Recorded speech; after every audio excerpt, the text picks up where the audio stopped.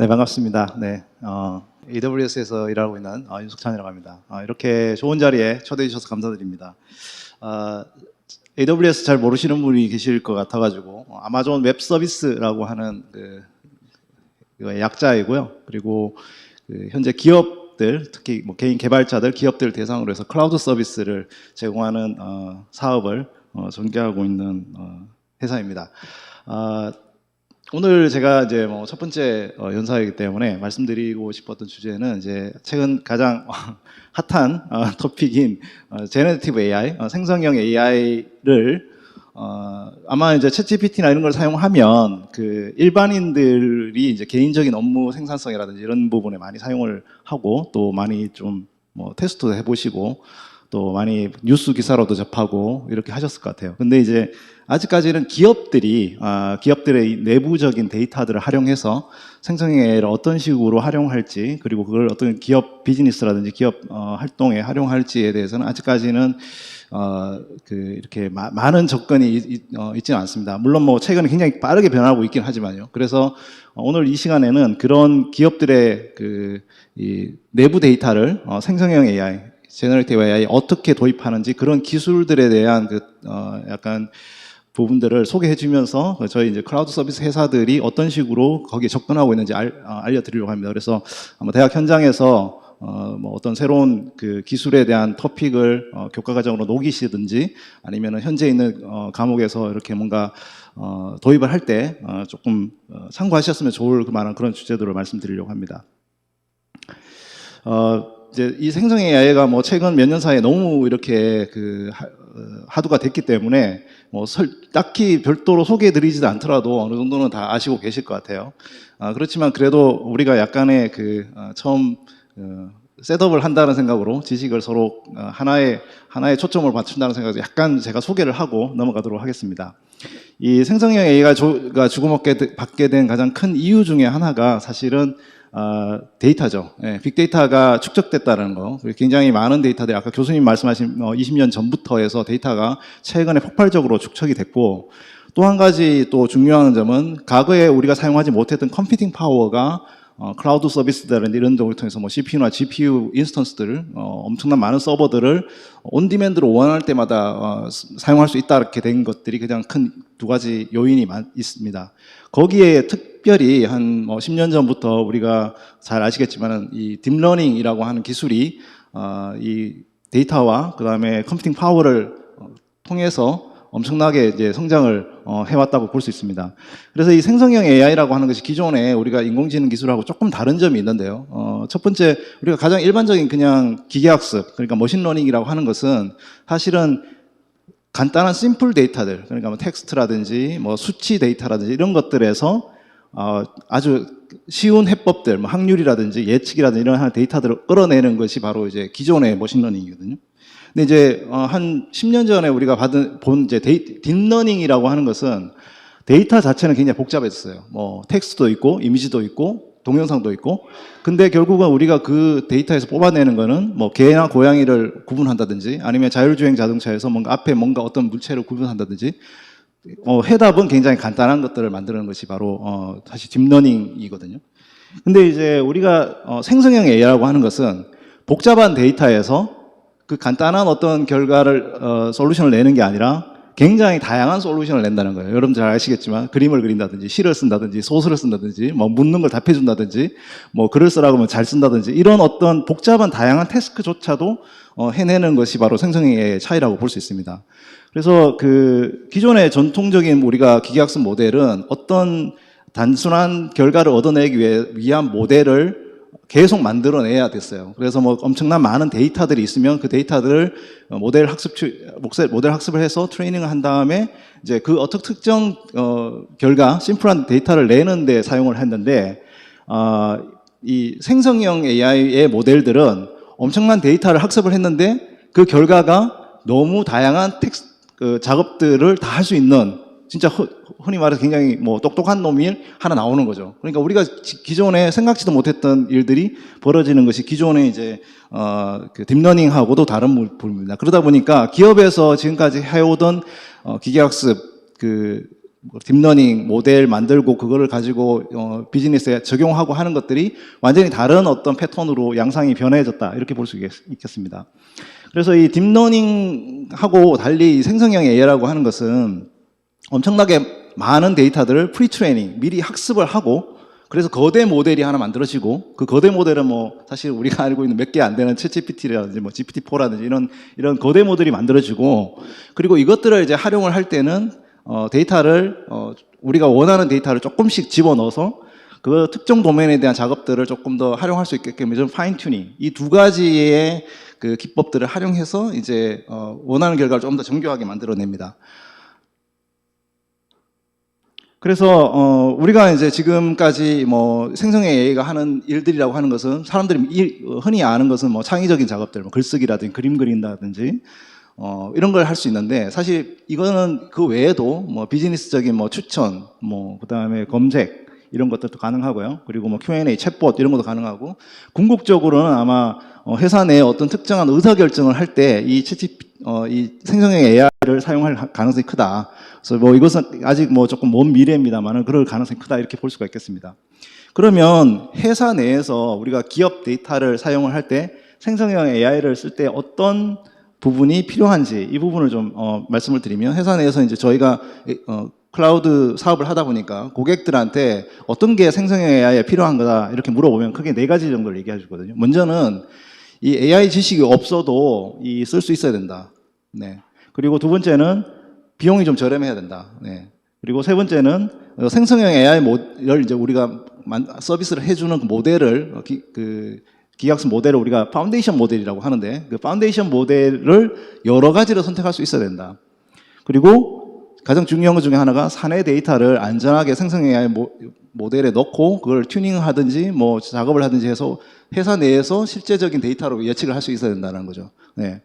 근데 우리가 챗GPT 써보시면 아시겠지만은 AI 지식 없이도 쉽게 사용할 수 있어요. 그리고 돈도 그렇게 비싸지 않아요. 뭐 지금 챗GPT는 다 공짜로 지금 써여 있고 약간 뭐 한 달에 20불 정도만 내면 웬만한 기능들을 다 사용할 수 있습니다. 근데 회사에서 지금 필요한 것은 그 생성형 AI 모델들의 어떤 다양한 모델들을 우리가 테스트를 해보고 활용할 수 있어야 된다는 거. 그리고 사내 데이터를 안전하게 활용 가능해야 된다. 이런 요구사항이 있는 겁니다. 우리가 아까 제가 생성형 AI 모델들을 기계학습 모델들을 우리가 파운데이션 모델이라고 말씀을 드렸는데 이 파운데이션 모델이 되게 여러분들은 GPT 3.5 그러니까 챗 GPT를 GPT 3.5나 아니면 GPT-4 같은 그런 모델만 있다고 생각하시거든요. 그리고 뭐 구글이나 MS 이런 데서 만드는 모델들이 있다고 생각하시는데 지금 현재는 생성형 AI 모델이 엄청나게 많이 있습니다. 이 파운데이션 모델이 특히나 이제 그거는 이제 오픈 소스로 만들어진 모델도 많고 상용 모델도 많고 그래서 이 상용 모델들을 지금 엄청나게 많이 나오고 있거든요. 스타트업들이 이 기존 모델들을 엄청나게 이렇게 잘 튜닝을 해서 좋은 모델들을 만들고 있어요. 그래서 그 모델들을 만드는 회사들이 이런 모델들을 상용으로 내고 있는데 이런 상용 모델들을 어떻게 활용할 수 있는지를 지금 많은 부분들이 이제 신경을 쓰고 있습니다.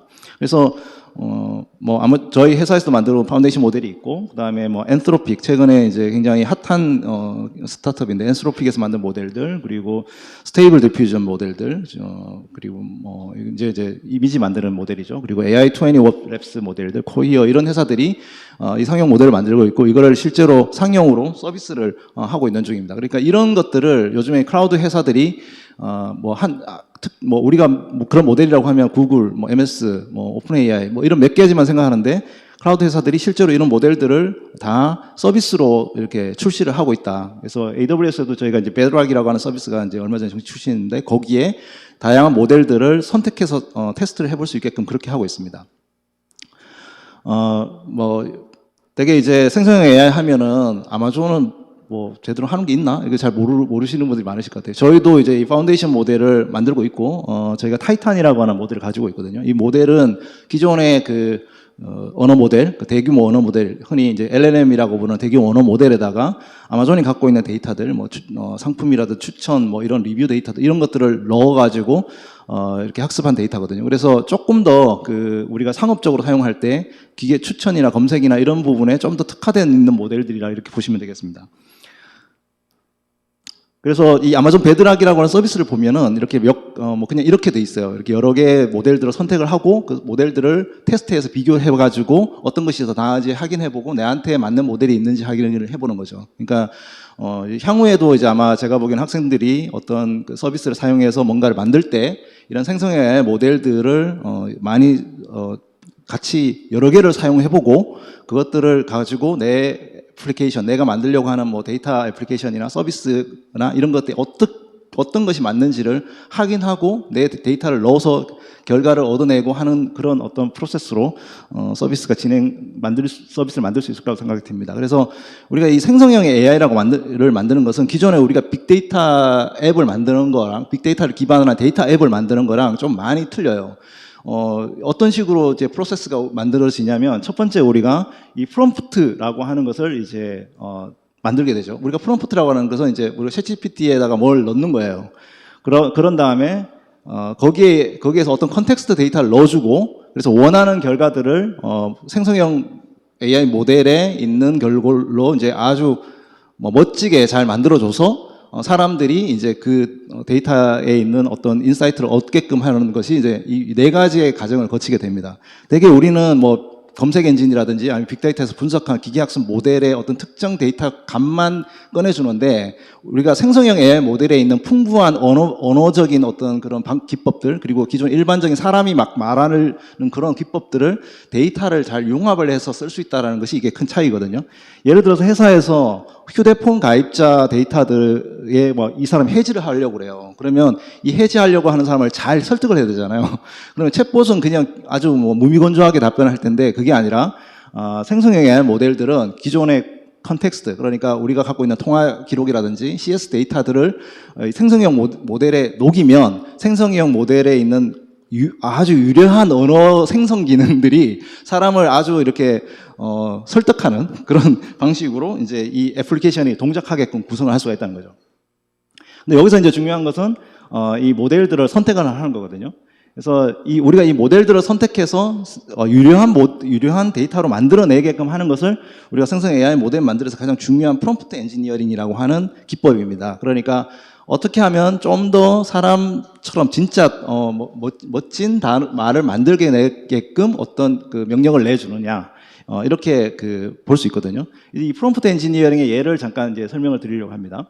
우리가 어떤 다양한 생성형 AI 모델을 쓴다고 했어요, 제가 아까. 그래서 이 다양한 생성형 AI 모델들을 사용을 해서 회사에서 어떤 제품을 만드는 마케팅 사람이 예를 들어서 뭐 특정 제품에 대한 설명을 만들고 그리고 제품의 이미지를 만들고 그리고 이거를 이제 홍보하기 위해서 소셜 미디어, 트위터나 뭐 페이스북에 카피를 뭐 제공하고 그리고 검색 엔진에다가 이렇게 검색을 잘 되게 하기 위해서는 이제 검색 엔진 최적화라고 SEO라고 하는 것을 하는데 그런 검색 최적화하기 위한 어떤 단어들을 선택하는 것들을 한번 진행하는 과정을 보여드리겠습니다.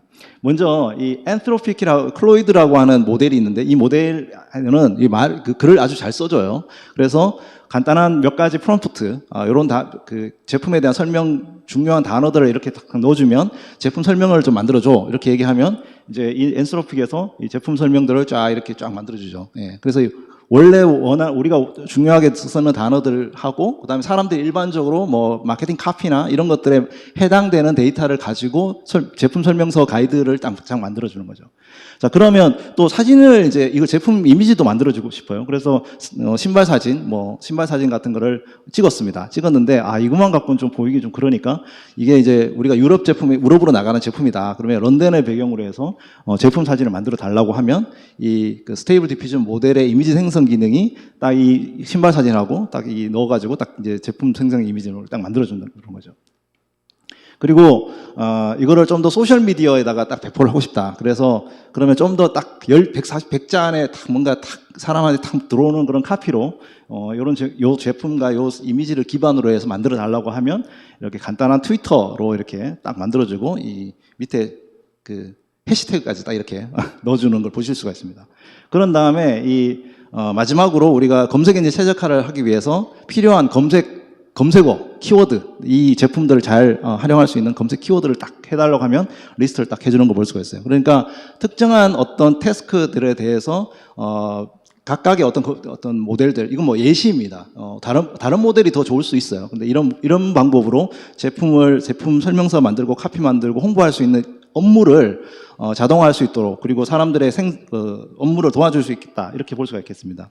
뭐 제가 지금 이렇게 말씀드리니까 못 믿겠다 이렇게 하시는 분이 계실 수 있어서 제가 이제 잠깐 데모를 보여드리면, 지금 이제 베드락에서 이 모델 엔트로피 콜로이드 모델을 선택을 했고요. 아까 제가 보여드린 텍스트를 넣으면 이런 식으로 이렇게 아주 미려하게 이제 엔트로픽의 클로이드 모델은 한국어도 잘 지원을 하거든요. 그래서 한국어로 써달라고 하면 잘 지원합니다. 제가 300자밖에 안 썼기 때문에.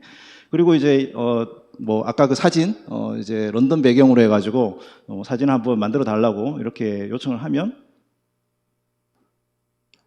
네, 바로 이렇게 좀 사람 모델까지 넣어가지고 네, 이게 보여주는 거 볼 수가 있습니다. 이런 식으로 이제 우리가 업무를 프롬프트 엔지니어링으로 자동화하거나 또 도움을 받을 수 있겠다, 이렇게 볼 수가 있겠습니다. 그래서 제품 홍보 설명이라든지 이런 어떤 모델들 같은 것들을 이제 프롬프트 엔지니어링을 사용할 수가 있고요. 그런데 이제 문제는 이 프롬프트 엔지니어링을 하기 위해서는 이 데이터들을 사용할 때 정확하게, 고객들이 엉뚱한 소리를 하면 안 되니까 좋은 정확한 데이터를 사용을 해야 됩니다. 그런데 여러분도 아시겠지만 이 파운데이션 모델은 뭐 지금 계속 튜닝을 하고 있지만 이 몇 가지 문제가 있어요. 첫 번째는 말도 안 되는 말을 한다는 거. 이제 우리가 말도 안 되는 질문을 하면 말도 안 되는 대답을 한다는 이 함각현상이라는 게 있고요. 두 번째는 이 모델이라는 것이 매년 항상 이렇게 업데이트 되는 게 아니라, 이게 워낙 거대한 모델이기 때문에 1년에 뭐 한 번 또는 두 번밖에 업데이트가 안 돼요. 그러니까 데이터의 최신성이 부족합니다. 그러니까 이 두 가지의 문제가 있기 때문에 이거를 회사에 돈 버는 사람들이 쓰기에는 조금 모르겠어요. 일반인들이 내가 약간의 리스크를 갖고 쓰는 건 상관이 없는데 회사에서 업무로 사용하는 데는 조금 어려움이 있는 거죠. 그래서 이런 부분들을 해결하기 위해서는 이 생성형 AI 모델에 뭔가 튜닝을 해야 돼요. 그러니까 데이터를 정확하게 받아내려고 하는 작업들을 해야 되는데, 그러려면 우리가 이 컨텍스트 데이터를 이 생성형 AI 모델에 넣는 작업 또는 그것들을 빼는 작업들을 해야 됩니다. 근데 아시겠지만 생성형 AI 모델은 너무 커서 우리가 그걸 다루기가 쉽지 않습니다. 네. 그래서 우리가 이제 두 번째로 우리가 사용하는 현재 기법들을 뭐라고 하냐면 검색, 증강, 생성이라고 부릅니다.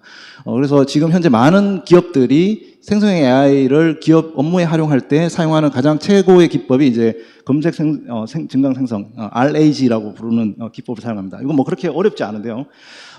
그냥 단순하게 이 생성형 AI, 우리가 프롬프트에서 뭔가를 요청을 했을 때 그 중간에 중간에 어떤 에이전트가 가로채는 거예요. 가로채가지고 회사 내부 데이터에 있는 데이터에 해당되는 내용이면 그것들을 생성형 AI 모델에 같이 줘가지고 생성형 AI 모델이 그거를 이렇게 틀리지 않게 잘 조합해가지고 결과를 내주게 하는 그런 겁니다. 네, 그러니까 뭐 사실 기존에 뭔가 이렇게 에이전트가 뭔가 처리하는 뭔가 그런 크게 다르지 않아요. 근데 이게 이제 가장 잘 돌아가는 기법 중에 하나거든요.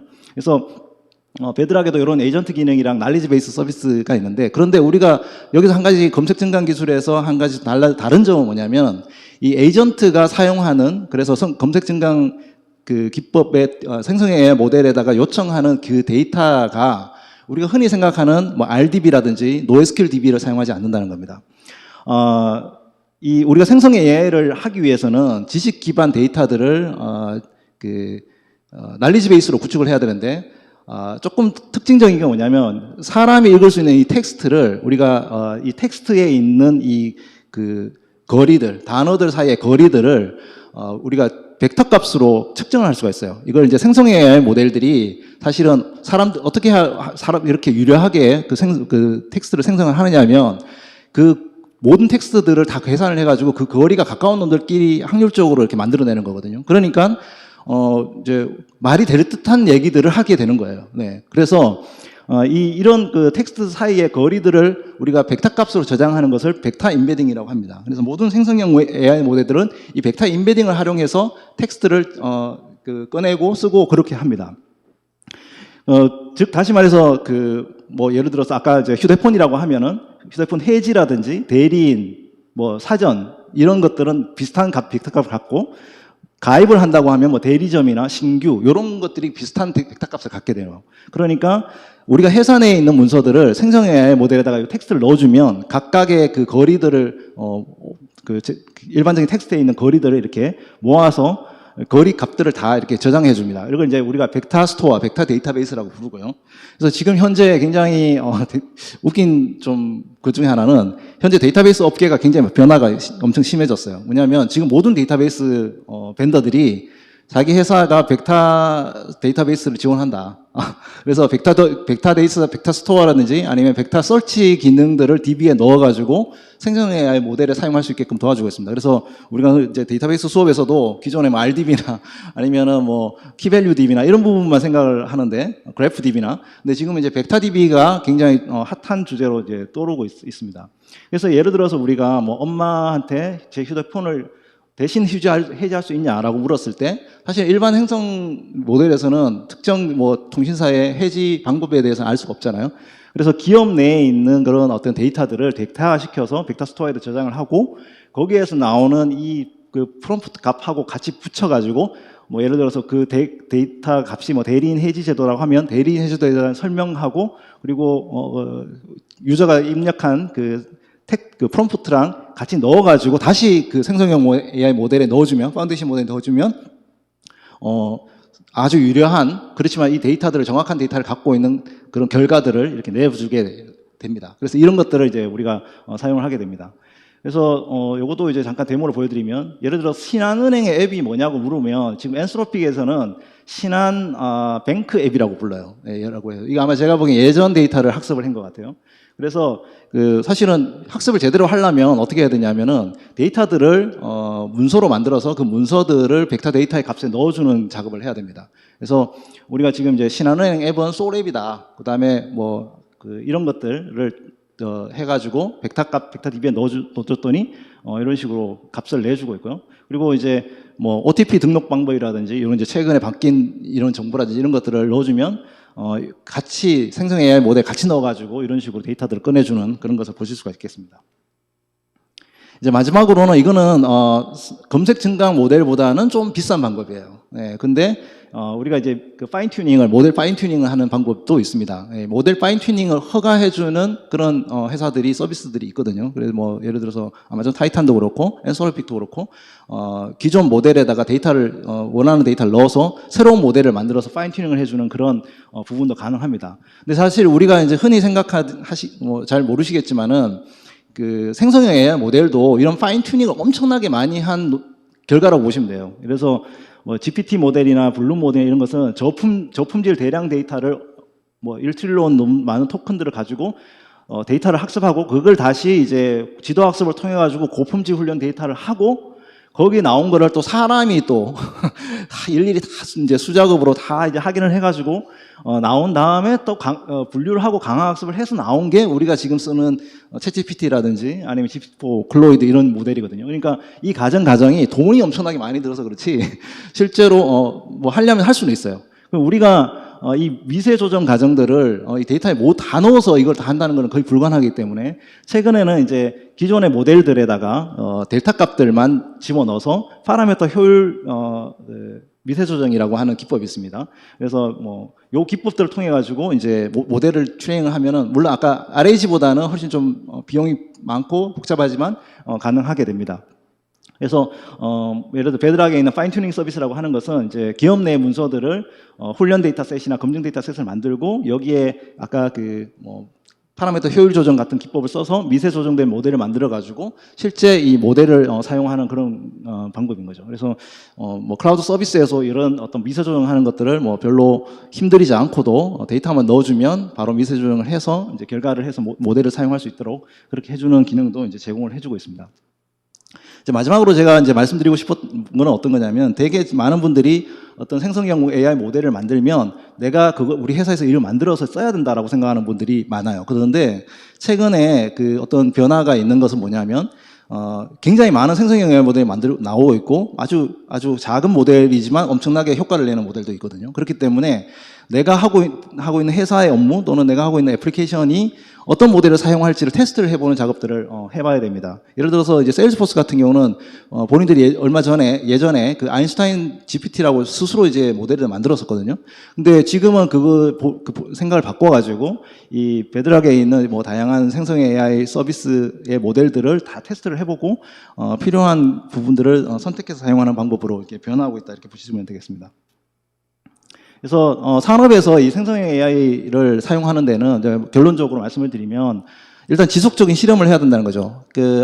항상 그런 얘기했죠. 은총알은 없다. 뭐 모든 것은 하나로 할 수 있는 뭐 모든 해법은 없다라듯이 생성 AI 모델들이 뭐 그걸로 하면 모든 게 될 것 같처럼 보이지만 사실은 이 비즈니스는 워낙 다양하기 때문에 그렇지 않고 그래서 우리가 이런 부분들을 모아서 지속적인 실험을 해야 되고 그래서 그 실험을 통해서 업무 생산성이 향상이 되는지 측정을 하고 테스트를 반복하는 과정을 통하는 것이 이제 회사에서 꼭 해야 되는 일들입니다. 그래서 여긴 뭐 이제 교육하시는 분들도 앞으로 학생들이 어떤 특정 모델에 뭐 국한돼서 어떤 교육을 하기보다는 되게 요즘 그런 경향이 있는데 다양한 어떤 모델들을 생성형 모델들을 학습하고 또 그런 것들을 기업에서 사용하고 있는 기법들을 연습하고 이렇게 하면 좋을 것 같다는 생각이 듭니다.